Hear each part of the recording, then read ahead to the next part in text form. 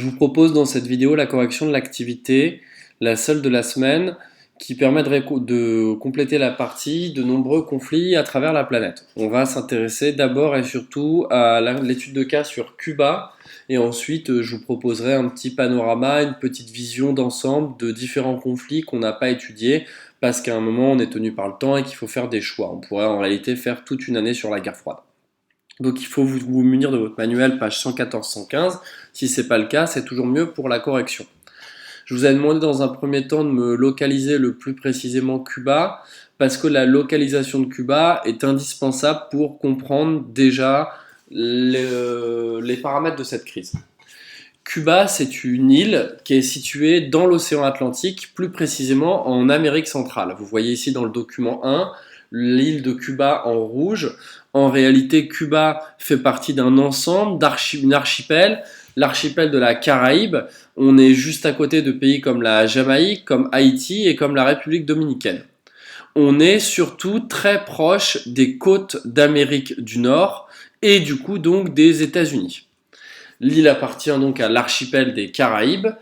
Les côtes cubaines se situent à moins de 100 km des côtes nord-américaines. On voit ici notre échelle.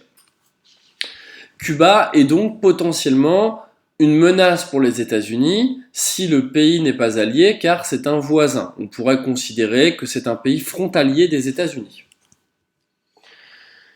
Quelles sont les étapes de la crise? Comment la crise de Cuba naît-elle et quels sont les États concernés? D'abord, pour comprendre, il faut revenir sur l'idéologie de Cuba. Cuba, c'est une île où une révolution socialiste menée par Fidel Castro se produit et Castro se rapproche très rapidement de l'URSS. En 1959, dans un contexte de pauvreté extrême sur l'île de Cuba, une révolution socialiste se produit. L'île est dirigée par un dirigeant qui est très proche des États-Unis. Cuba est en réalité une arrière-garde des États-Unis, si je peux m'exprimer ainsi, pardon. C'est en fait une île où de très nombreux Américains partent pour faire du tourisme. On y trouve de nombreux casinos, mais également de très nombreux services à la population américaine. Et pour de nombreux Cubains, cette richesse qui arrive et afflue n'est pas redistribuée envers la population qui vit dans une pauvreté extrême. Il n'y a pas d'élection, ce n'est pas une démocratie. Et donc, le militaire Fidel Castro mène une révolution qui mène au pouvoir un gouvernement qui, dans les premiers temps, n'est pas forcément proche de l'URSS, mais qui très rapidement va se rapprocher de l'URSS de par son hostilité aux États-Unis. La crise va naître en raison d'une tentative de renversement de la part des États-Unis du gouvernement cubain. S'il y a un agresseur à la base, c'est indéniable, ce sont les États-Unis. Il ne s'agit pas de prendre parti, vous verrez, je ne prends pas parti dans cette étude de cas, mais le fait est que très rapidement, les Américains vont tenter de renverser le dirigeant Fidel Castro en expliquant que cette révolution n'est pas une révolution démocratique.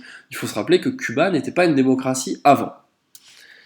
Très rapidement, le gouvernement cubain va construire des rampes de lancement de missiles à portée des États-Unis afin, si je puis m'exprimer ainsi, d'assurer sa survie pour ne pas voir de nouvelles tentatives de renversement. À ce titre-là, on pourrait parler de stratégie de survie, de tentative de survie dans un contexte de guerre froide. Il faut savoir qu'à la même époque, la France a une politique extrêmement similaire. Aujourd'hui, la France est un pays qui est doté de l'arme nucléaire.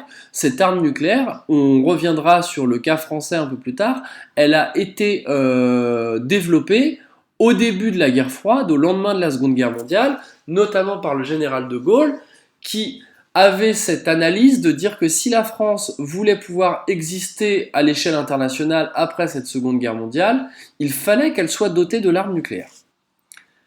Quels sont les acteurs majeurs de la crise de Cuba? Je sais que cette question a posé des problèmes à certains élèves, puisque j'ai vu plusieurs groupes aujourd'hui qui ne comprenaient pas cette question. C'est souvent d'ailleurs pour ça que je reformule les questions du manuel, mais il faut s'habituer à cette notion, la notion d'acteur en géographie. Qu'est-ce que c'est un acteur en géographie?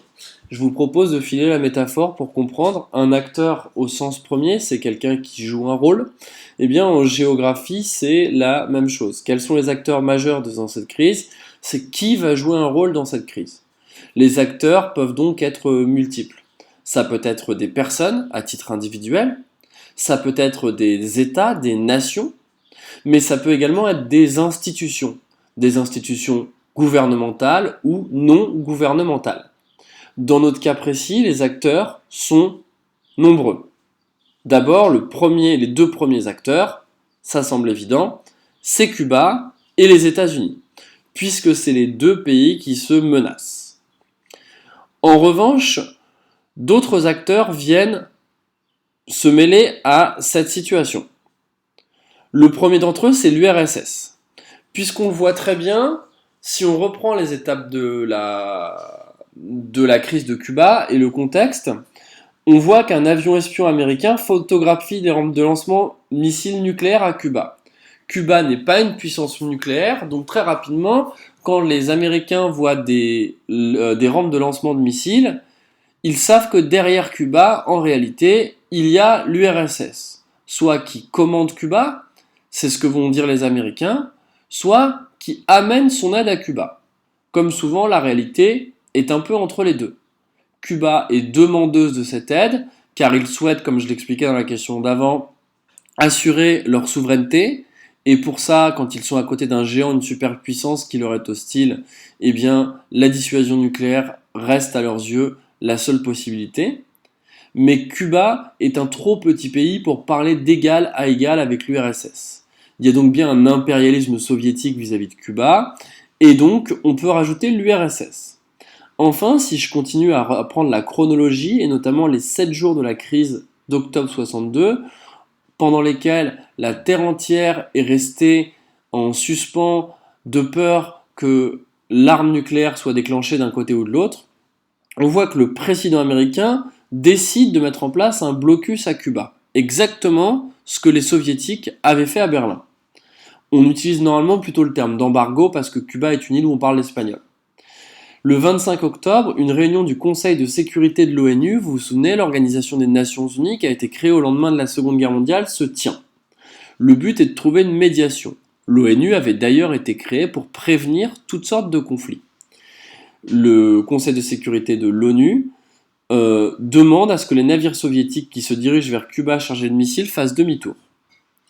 Les soviétiques posent une condition, ils sont prêts à envoyer leurs bateaux avec les missiles nucléaires faire demi-tour, à la condition que les États-Unis s'engagent fermement devant la planète à ne plus tenter d'envahir Cuba. Il y a donc un quatrième acteur, qui est l'Organisation des Nations Unies. Les acteurs majeurs de cette crise sont Cuba, les États-Unis, l'URSS et l'ONU. Je vous avais posé la question lors de l'activité sur Berlin de savoir qui avait gagné. On peut considérer que dans le cas de la crise de Berlin, elle a duré 40 ans, le mur a fini par tomber et l'URSS est le grand perdant de la crise de Berlin. Et bien dans ce cas précis, on peut considérer que l'URSS est un grand gagnant, mais que le grand perdant n'est pas les États-Unis mais Cuba. Ça peut paraître paradoxal.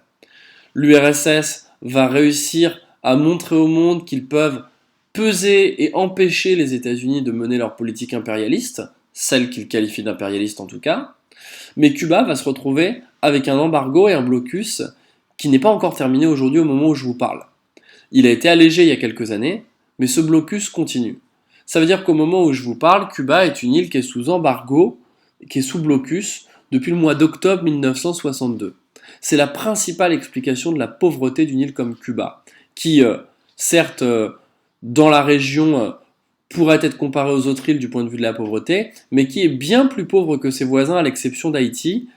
Et donc, on peut clairement estimer qu'encore aujourd'hui, Cuba est une île victime de la guerre froide. La réaction américaine. Vous avez ici un discours de John Fitzgerald Kennedy qui est prononcé le 22 octobre 1962. Des preuves indiscutables ont établi la présence à Cuba de bases de fusées pouvant atteindre Washington, le canal de Panama ou Mexico. Je vois là une menace explicite à la paix et à la sécurité de toutes les Amériques. Il se positionne donc comme le défenseur non pas de l'Amérique du Nord et des États-Unis, mais de tout le continent américain, y compris latino-américain. En conséquence, j'annonce l'institution d'un blocus rigoureux sur tout équipement militaire offensif acheminé vers Cuba. La politique de notre pays sera de considérer tout lancement de missiles nucléaires à partir du sol cubain, contre toute nation de l'hémisphère occidental comme une attaque de l'Union soviétique contre les États-Unis, appelant en représailles une riposte complète contre l'Union soviétique. J'invite M. Khrouchtchev à abandonner son entreprise de domination mondiale, à retirer ses armes de Cuba. Relever les éléments qui montrent la fermeté du président des États-Unis. On pouvait relever plusieurs éléments. D'abord, le président Kennedy annonce la mise en place d'un blocus. Ensuite, on voit que Kennedy menace l'URSS de représailles militaires en cas d'usage de la force nucléaire à Cuba. Question 4, à l'aide du document 2, montrer que les soviétiques sont contraints de reculer. Cette question montre que votre manuel a été fait par une puissance de l'Ouest. Je vous disais qu'on est toujours dans la guerre froide. On nous demande de montrer que les soviétiques sont contraints de reculer. La réalité, elle est un peu plus subtile que celle-là. Les soviétiques sont en effet contraints de reculer, mais leur objectif est atteint puisqu'ils cherchaient à empêcher les Cubains de se faire renverser et ainsi avoir un nouvel allié dans le monde. Je vous rappelle que le but de l'URSS, c'est d'étendre la révolution mondiale. De ce point de vue, certes, l'URSS recule, mais les États-Unis reculent également. On le voit très bien dans les étapes de la crise, après la réunion du Conseil de sécurité de l'ONU, les navires soviétiques qui se dirigeaient vers Cuba, chargés de missiles, font demi-tour. C'était le préalable des soviétiques pour entamer des négociations avec Kennedy, le dirigeant soviétique. Nikita Khrouchtchev va annoncer que l'URSS renonce à installer des missiles à Cuba en échange de la promesse des États-Unis de ne pas intervenir. Les deux camps ont donc fait tous les deux un pas l'un vers l'autre. Si on ne comprend pas, en fait, dans cette question, que c'est en réalité en partie une victoire des soviétiques, on ne peut pas comprendre la politique d'un pays comme la Corée du Nord aujourd'hui. Il ne s'agit pas de défendre la politique nord-coréenne non plus, mais les Nord-Coréens, quand bien même leur dirigeant serait fou, ça ne veut pas dire qu'il est complètement irrationnel. Si les Nord-Coréens font des tirs d'armement nucléaire et font des démonstrations de force assez régulières, c'est pour une raison qui est toute simple. Ils sont complètement isolés sur la scène internationale, ils sont un peu soutenus par la Chine, mais vraiment du bout des lèvres, et en réalité, ce pays ne doit sa souveraineté et le fait qu'ils aient réussi à maintenir un régime communiste aujourd'hui que parce qu'ils ont l'arme nucléaire et que donc ils sont capables de faire peur, entre guillemets, notamment aux États-Unis. C'est un remake de la crise de Cuba que nous fait régulièrement Kim Jong-un, le dirigeant nord-coréen. On peut noter en correction qu'après la réunion du Conseil de sécurité de l'ONU, les soviétiques décident de reculer et de ne pas livrer de missiles à Cuba. Cependant, face à la menace, les États-Unis sont obligés de s'engager à respecter la souveraineté cubaine. C'est une victoire pour le camp de l'Est. Pourquoi la situation de Cuba est-elle perçue comme dramatique dans le reste du monde ? Eh bien, la crise de Cuba montre à quel point la guerre froide fait qu'aujourd'hui, la guerre sera toujours planétaire à partir du moment où deux superpuissances s'opposent. En effet, si l'arme nucléaire est utilisée, eh bien, cette arme nucléaire pourrait avoir des répercussions mondiales. On voit la couverture du journal français L'Aurore qui nous montre dramatique suspense au large de Cuba. Toute la planète avait les yeux rivés à ce moment-là sur la situation en s'inquiétant que potentiellement ce conflit dégénère à travers le monde. On peut noter que la situation à Cuba est considérée comme dramatique car l'URSS et les États-Unis sont deux superpuissances, c'est-à-dire qu'elles possèdent l'arme nucléaire. En cas de conflit direct entre ces deux puissances, c'est en réalité la planète entière qui est menacée par les répercussions d'une attaque nucléaire. À ce titre, on peut considérer que la crise de Cuba a permis à l'URSS d'acquérir le statut de superpuissance et de jouer d'égal à égal avec les États-Unis. Enfin, le document 6 nous montre une déclaration de Nikita Khrouchtchev. Je vous ai dit tout à l'heure que votre manuel était un manuel fait par une puissance occidentale, une puissance de l'Ouest, et que l'historien n'est pas là pour se positionner. Il serait intéressant d'analyser le choix des photographies qui ont été faites. Pour d'un côté la photographie de Kennedy, je vous la remontre en arrière, on voit ici la photographie d'un homme totalement respectable, en costume cravate, qui a l'air très sérieux à la tâche, et la photo du dirigeant soviétique Nikita Khrouchtchev, Ce choix de photo, je vais même pas à le commenter, je vous laisse méditer dessus. Il est assez curieux pour un manuel qui se veut être un manuel fait dans un souci de neutralité et d'objectivité. Qu'est-ce que nous dit Nikita Khrouchtchev? Le commandement américain plaça en état d'alerte toutes ses forces armées dans le monde. Le gouvernement soviétique mit en état d'alerte toute l'armée de l'Union soviétique et les forces armées du pacte de Varsovie. Nous avons déclaré que si les États-Unis s'engageaient à ne pas envahir Cuba, l'URSS serait prête à évacuer de Cuba les missiles. De son côté, le président des États-Unis a déclaré que si le gouvernement soviétique consentait à évacuer les armes de Cuba, le gouvernement américain lèverait le blocus et renoncerait à l'invasion de Cuba. Mais c'est justement pour prévenir une agression contre Cuba que nous y avions envoyé nos armes. En bref, on a ainsi établi une solution acceptable pour les deux parties qui signifiait une victoire de la raison, un succès de la cause de la paix. Nikita Khrouchtchev exprime ce discours devant le Parlement de l'Union soviétique. Les deux camps se présentent dans leur pays comme les vainqueurs, et les deux camps ont plutôt raison, ils ont tous les deux réussi à gagner de leur façon. On peut noter que pour Khrouchtchev, le dirigeant soviétique, la crise des missiles de Cuba a permis d'équilibrer les forces et ainsi ouvert la voie à, je cite, une coexistence pacifique. C'est ce qu'on expliquera après. C'est selon lui la voie de la raison, la cause de la paix qui ont gagné.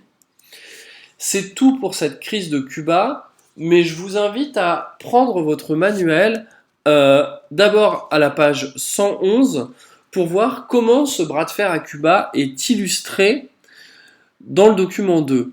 On voit une caricature ici qui nous montre Nikita Khrouchtchev et John Fitzgerald Kennedy, les deux présidents, en train de réaliser un bras de fer, un jeu que vous connaissez bien, assis sur des obus nucléaires et respectivement le doigt sur un bouton. On voit donc qu'en réalité, cette crise de Cuba, c'est une partie de bras de fer. Ça peut nous amener à une réflexion. Les deux camps s'accusent tous les deux d'impérialisme. Finalement, la réalité de la guerre froide, c'est que c'est le combat entre deux puissances, toutes les deux impérialistes. Et de nombreux pays vont faire les frais de l'opposition de ces puissances, qui ne se fera pas de manière frontale.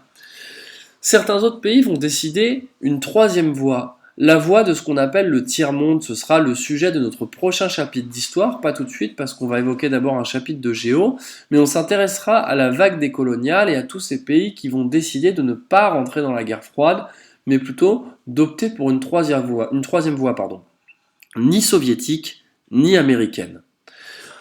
Les enjeux de la guerre froide selon le président Truman, je vous lis ce document que vous pourrez trouver à la page, je ne l'ai pas noté, je vous laisse le chercher. Les communistes du Kremlin sont engagés dans une monstrueuse conspiration visant à détruire la liberté sur toute la surface du monde. L'attaque de la Corée faisait partie d'un vaste plan visant la conquête de toute l'Asie. Notre gouvernement et les pays associés à nous au sein des Nations Unies croient que le meilleur moyen de le freiner sans guerre générale est de faire face à l'agression de la Corée. Nous ne voulons pas voir s'étendre le conflit de Corée. Nous nous efforçons de prévenir une troisième guerre mondiale. Nous n'en déclencher une. Pourquoi ne bombardons-nous pas la Chine elle-même? Si nous le faisons, ce serait courir un risque très grave et déclencher la guerre générale.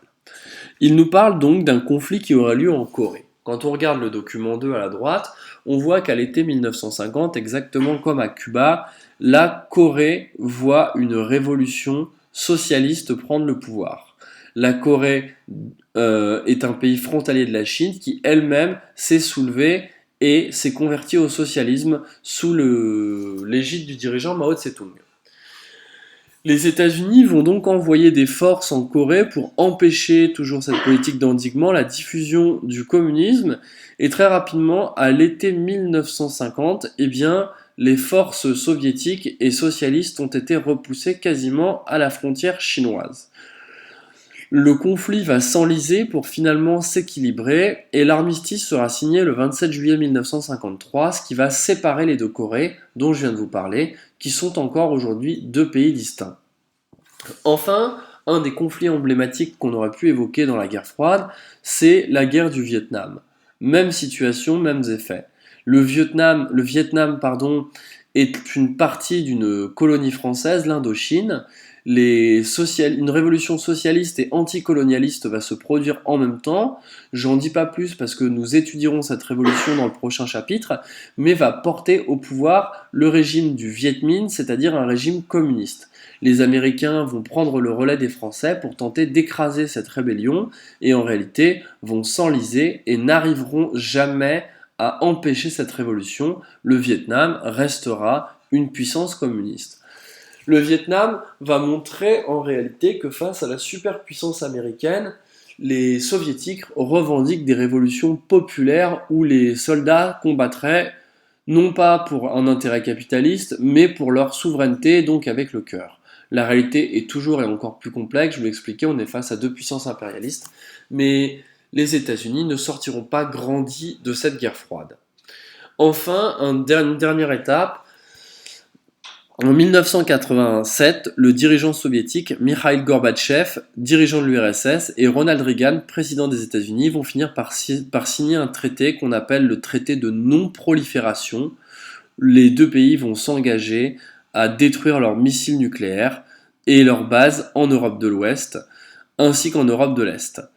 À l'époque, chacune des superpuissances possède plusieurs dizaines de milliers d'armes nucléaires. Le document 5 nous montre l'effondrement du bloc communiste. Si la chute du mur de Berlin est unanimement reconnue comme l'acte fondateur de l'effondrement de l'URSS et la fin de la guerre froide, en réalité c'est un peu plus compliqué que ça. La Russie existe toujours, les États qui lui sont voisins pour beaucoup restent encore des États qu'on peut qualifier pour beaucoup d'entre eux de satellites de la Russie, notamment parce que ces États ont des dirigeants qui souvent sont très proches du Kremlin et sont soupçonnés d'avoir été mis en place par le Kremlin, par la Russie. Et enfin, parce que la Chine, le Laos, le Vietnam, la Corée du Nord se revendiquent encore aujourd'hui de l'idéologie communiste. On peut donc s'interroger et se poser une question: si la guerre froide n'est pas une guerre qui a opposé deux pays directement sur le plan militaire, et donc qu'il n'y a pas eu de déclaration de guerre, quelle date retenir pour vraiment marquer la fin de cette guerre qui n'a jamais vraiment dit son nom? Je serais bien embêté de vous répondre et aucun historien ne serait complètement capable de vous répondre. On le voit, aujourd'hui la Chine a une influence qui est de plus en plus forte dans le monde, notamment de par son rôle dans la mondialisation. On qualifie souvent la Chine d'usine de la planète. La présence chinoise est aujourd'hui réelle dans la plupart des pays du monde et on a pu le voir notamment pendant la crise du Covid. La plupart des pays occidentaux, les États-Unis compris, sont aujourd'hui extrêmement dépendants de la Chine. Est-ce qu'on est donc encore dans une situation de guerre froide? La tension entre la Chine et certains pays peut le laisser supposer. La guerre aujourd'hui n'est plus tant politique qu'économique. Mais qu'en sera-t-il demain? La question peut se poser. Vous pouvez noter en synthèse que la guerre froide est marquée par des moments de tension extrême et des moments de détente. La crise de Cuba en 1962 est probablement le moment de tension le plus fort de cette guerre. Après une tentative échouée de coup d'État pour renverser Fidel Castro, le leader cubain, les États-Unis se retrouvent menacés nucléairement par l'URSS. Pendant plusieurs jours, la planète entière vit sous la menace d'une escalade nucléaire. La médiation de l'ONU permet finalement la coexistence pacifique entre les deux superpuissances. De ce point de vue, la création de l'ONU après la Seconde Guerre mondiale est une réussite. Dans la seconde partie du XXe siècle, les États-Unis interviennent militairement dans de nombreux pays pour empêcher des révolutions communistes. En Corée, cela provoque la division du pays en deux États encore séparés aujourd'hui. Au Vietnam, les États-Unis ne parviennent pas à renverser la révolution malgré de nombreuses pertes humaines et d'énormes moyens militaires. Enfin, si la chute du mur de Berlin marque la fin de la guerre froide et de l'URSS, en réalité, de nombreux États continuent de se revendiquer communistes après cette période. La Chine, Cuba, la Corée du Nord, etc.